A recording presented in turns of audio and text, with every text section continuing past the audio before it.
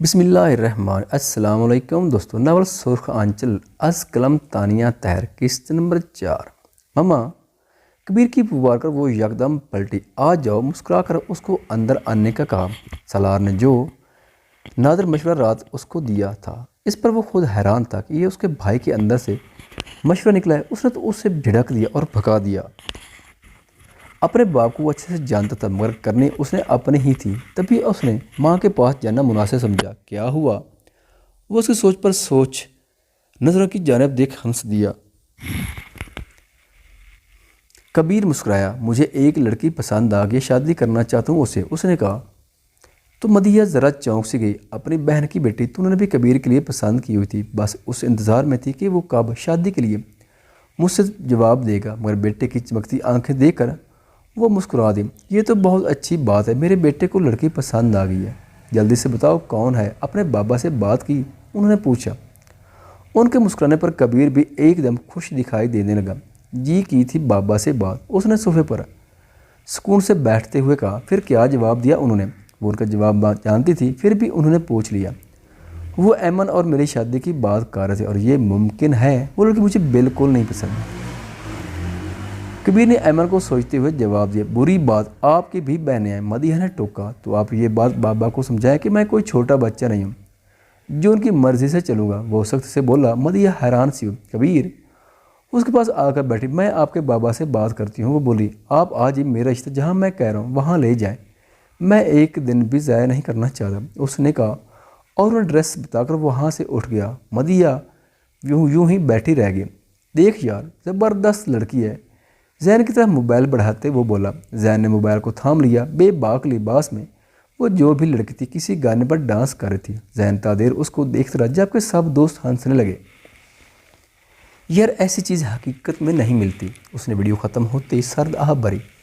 تو چل تجھے ایسی جگہ لے جاؤں جہاں سے تیرا لوٹنے کا کبھی دل نہیں کرے گا۔ ان کے گروپ میں نیا آنے والا لڑکا احتشام بولا۔ نہیں بھائی، ہم ایسے دھندوں میں نہیں پڑتے۔ باقی سب دوستوں نے کہا، کیوں ہم بچے ہیں؟ زین نے ان کو گھورا۔ زین ہوش کے ناخن لے، تیرے 3 بھائی، وہ تجھے رات گئے گھر سے نہیں نکلنے دیتے، کہاں تو آج سے مشاغل کو افورڈ کر سکتا ہے؟ ایک دوست نے کہا، یار سالار بھیا آ گئے، وہ سب سنبھال لیں گے، بس تم لوگ چلنے کا پلان بناؤ۔ وہ بولا تو احتشام ہنسا۔ ایسا لگ رہا ہے برسوں سے بتایا بیٹھا تھا اپنی خواہش احتشام سے جواب دیا۔ نہ پوچھ یار، زین نے کہہ کر لگایا۔ تو سب ہنس دیے۔ اور تیری چشمش کا کیا ہوگا؟ دوسرے دوست نے پوچھا۔ کیا ہونا ہے، وہ تو اپنے ہی ہے برو۔ زین نے آنکھ ماری۔ کافی دن ہو گئے تھے اس نے راستہ نہیں کاٹا تھا اس کا۔ آنکھوں میں ایک دم اس کو سوچتے ہوئے چمک سی ابھری۔ چل ٹھیک ہے، آج رات کا ہی پلان بناتے ہیں۔ احتشام بولا۔ بھائی میں شامل نہیں ہوں، ایک نے انکار کیا۔ زین نے اس کو گھورا۔ ہم سب جائیں گے سمجھا، اس نے جواب دیا، اور احتشام نے معنی خیز مسکراہٹ کے ساتھ ایک نمبر ڈائل کیا اور اپنی جگہ سے اٹھ گیا۔ آتا ہوں میں، اس نے کہا، اور ایک طرف وہ گیا۔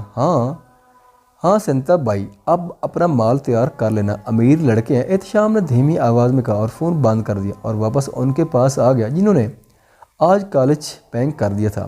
جبکہ صبح وہ پریشے اور عمل کے ساتھ کالج تو آیا تھا، مگر دیوار پھلانگ کر وہ سب دور نکل گئے تھے۔ بھیا آج رات میں لیٹ گھر آؤں گا، دوست کے گھر اسٹڈی کا پلان ہے۔ سالار اور کبیر اکٹھے بیٹھے تھے۔ زین ایک دم آفس آیا، دونوں نے اس کی جانب دیکھا۔ کس لیے؟ کبیر نے پین اس کی طرف ایک طرف رکھ کر سخت نظر سے اس کو دیکھا۔ سالار بھی اس کی جانب دیکھ رہا تھا۔ گروپ اسٹڈی کا پلان ہے، وہ میں نے بنایا، بکواس ہے سب، وقت پر گھر پہنچ جاؤ۔ کبیر نے 2 ٹوک بات کی، جبکہ زین نے مسکینہ سے سالار کی طرف دیکھا۔ جانے دو، کیا مسئلہ ہے تمہیں؟ سالار بیچ میں بولا، اور تم اس کی شکل پر چلے جاؤ، کوئی نیک کارنامے نہیں ہے تمہارے بھائی کے دوستوں کے ساتھ۔ اڑتا پھرے گیا۔ کبیر خفا ہوا۔ کچھ نہیں ہوتا، سالار بولا، اور زین سے بھی، یہ بس آج کے لیے، اور تم رات 10 سے پہلے گھر۔ اس نے کہا، بھائیو 10 تک تو ایک کام بھی پورا نہیں ہوگا۔ زین نے پاؤں پٹکے۔ میں تمہیں بتاتا ہوں۔ کبیر ایک دم کرسی سے اٹھا۔ زین سالار کے پیچھے چھپ گیا۔ میں 12 بجے آ جاؤں گا، زین نے کہا۔ کبیر نے نفی کی۔ اچھا 1 منٹ، 11:30، اس سے زیادہ نہیں، سالار بولا۔ یار آپ لوگ بھی تو گھومتے پھرتے ہو، شٹ اپ زین، سالار نے گھورا۔ زین ایک دم چپ ہو گیا۔ سالار سے پنگے لینے کا مطلب تھا کہ دوبارہ اسے ایسی عیاشی کا موقع کبھی نہیں ملتا۔ ٹھیک ہے، وہ منہ بنا کر بولا، گڈ۔ سالار ہنس دیا اور خود بھی کبیر کے پاس سے اٹھا۔ چلو میں نے بھی گھر چلنا ہے، وہ بولا۔ تو زین اور سالار دونوں ایک ساتھ باہر نکل گئے، جبکہ کبیر یہ سوچ رہا تھا کہ کیا اس کی ماں चली गई होगी। उसने माँ को फ़ोन कॉल की मगर नंबर उनका बिजी जा रहा था। उसने सेल फोन साइड पर पटक दिया। अब क्या वो टीन एजर्स की तरह उसको देखने के लिए रोज़ कॉलेज जाता तो बेहतर नहीं था? सीधे तरीके से वो उसको अपना लेता, उसको अपना बना लेता जहाँ वो उसकी होती। बस अचानक वो उसके ख्यालों में उतर गया। शादाब चमकता चेहरा आंखों के सामने लहरा सा गया। वो मुस्कुरा दिया। मैं एक कॉमन सर? अचानक उसकी सेक्रेटरी ने पूछा तो उसने चौंकते हुए सर असबात में हिलाया। सर आपकी मीटिंग थी आज और टाइम भी हो गया है। मुर्तज़ा सर आपका वेट कर रहे हैं, वो बोले तो उसे जैसे याद आ गई। वो अपनी जगह से उठा, सेल फोन उठाया और मीटिंग रूम की जानिब चल दिया। मजबूत कदम उठाकर उसने कांच के शीशे को प्रेस किया और अंदर दाखिल हो गया। मगर सीमा ने स्मैर को अहमद साहब के साथ देखकर वो हैरान हुआ और फिर उसके माथे पर लातात चिकने पड़ गए। दिल तो किया सीधा सवाल कर ले, किस लिए आए हो यहाँ? मगर वो खामोश रहा।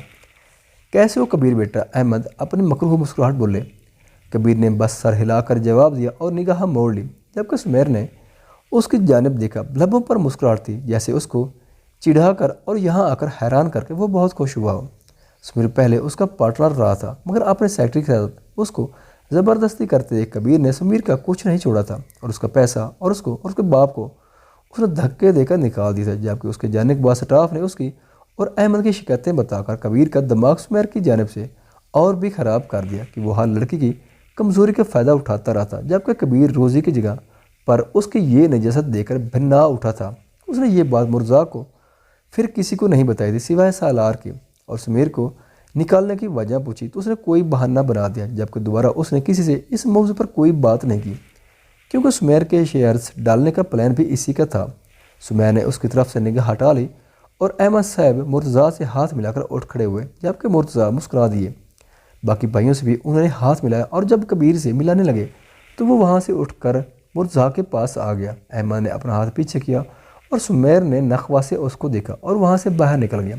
क्यों आए थे ये लोग? कबीर ने बेताबी से पूछा। बताता हूँ, घर चलो, मीटिंग कल कर लेना, मुर्तज़ा ने कहा और ख़ुद भी वो सब उठकर घर के लिए निकल गया। रात के दूसरे पहर सिगरेट की तलब महसूस करके वो बाहर निकल आया मगर यहाँ सिगरेट पीना किसी अजाब से काम नहीं था। तभी वो पीछे की तरफ आ गया। सुकून से सिगरेट पीते हुए वो वॉक कर रहा था कि अचानक चीखों की आवाज़ पर वो इस आवाज़ पर मुतवज्जा हुआ। सिगरेट ज़मीन पर फेंकी और अदील के कमरे की जानिब चल दिया। वो जानता था यहाँ सिर्फ अदील का कमरा है जबकि उसके आगे अफशीन का पोर्शन था। वो जैसे उस तरफ आया कोई भागता हुआ उसके सीने से लगा था। प्लीज़ मुझे बचा लें, प्लीज़ प्लीज़, ये मेरे बाल काट देंगे, मुझे बचा लें। बुरी तरह सीखते हुए वो लड़की उससे मदद तलब कर रही थी जबकि अदील हाथ में कैंची और छुरी पकड़े पीछे आ रहा था। इधर आ तो वो अपनी तोतली ज़बान में बोला। सालार ये मंजर देख कर हैरान था। ये लड़की उस पागल के पास कहाँ से आई? लड़की अदील को देखकर जल्दी से सालार के पीछे छुप गई जबकि अदील चलता हुआ उसकी तरफ बढ़ा। दूर हटो, वो एकदम गुस्से से बोला। अदील सहम कर उसको देखने लगा। मैं तुम्हें भी मार दूंगा, वो बोला। अच्छा। सालार एकदम उसकी जाने बढ़ा। अदील एक कदम दूर हुआ जबकि अपनी पुश्त पर वो मदम सिसकियाँ सुन सकता था। आई यू शट अप, वो एकदम छीड़ कर बोला और गुस्से से बोला तो जैमल की आवाज़ को ब्रेक लग गई। क्या कर रही हो तुम इस पागल के कमरे में? वो समझ नहीं पा रहा था ये लड़की कौन है। जैमल ने सुर्ख नसों से उसकी जानिब देखा जबकि अदील ने चीखना शुरू कर दिया। उफ! सालार ने ताप कर उसकी चीखों पुकार सुनी थी। उससे पहले वो उसके मुंह पर थप्पड़ जड़ देता। अफशीन दौड़ती हुई उन तक पहुंची। है मेरा बच्चा, उन्होंने रोते हुए अदील को गले से लगाया और जैमल को फाड़ खाने वाली नज़रों से देखा जो सालार के पीछे खड़ी थी।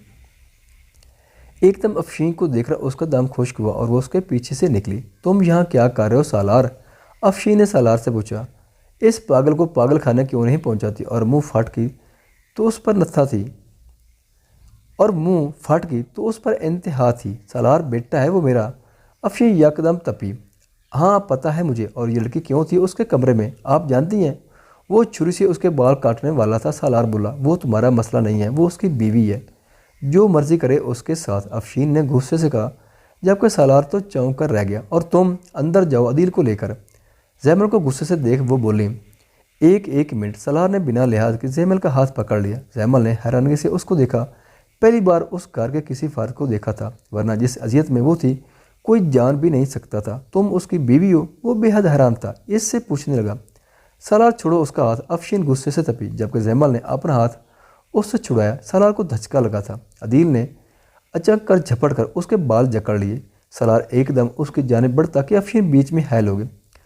خرید کر لائی ہوں میں اس لڑکی کو، تمہارا مسئلہ نہیں ہے۔ یہ افشین آنکھیں نکال کر بولی، مگر چچی انسان ہے وہ تل ملایا، تمہارا مسئلہ نہیں، جاؤ یہاں سے، دوبارہ مت آنا یہاں۔ وہ بھڑکی جبکہ سالار کی نظریں عدیل پر تھیں، جبکہ وہ لڑکی چپ تھی۔ عدیل اس کے بال کھینچ رہا تھا، لمبے لہراتے بال۔ سالار نے مٹھیاں بھینچ لیں۔ افشین بھی وہاں سے چلے گی، البتہ سالار اب بھی اس بند دروازے کو دیکھ رہا تھا۔ وہ نہ چاہتے ہوئے وہاں سے پلٹا اور اپنے گھر کی طرف آیا۔ تبھی زین بھی اندر داخل ہوا۔ سالار کی توجہ اس کے ڈگمگاتے قدموں پر نہیں گئی، کیونکہ وہ بے حد حیرانگی اور شکڑ کا شکار تھا۔ وہ سیدھا مما کے کمرے میں گیا تھا، جبکہ زین جلدی سے اپنے کمرے میں بھاگ گیا۔ آ جاؤ میرے چاند، وہاں کیوں کھڑے ہو؟ وہ دونوں ہی جاگ رہے تھے۔ مدیحہ نے کہا، سوال کرنا ہے ایک۔ وہ سنجیدگی سے بولا، بیٹے تمیز لحاظ بھی کوئی شے ہے، آؤ بیٹھو آرام سے بات کرو۔ مرتضیٰ نے ٹوکا اور سالار بیٹھ گیا۔ مما عدیل کی شادی کب ہوئی؟ وہ بھی ایک باشعور لڑکی سے۔ وہ حیرانگی کی انتہا پر تھا۔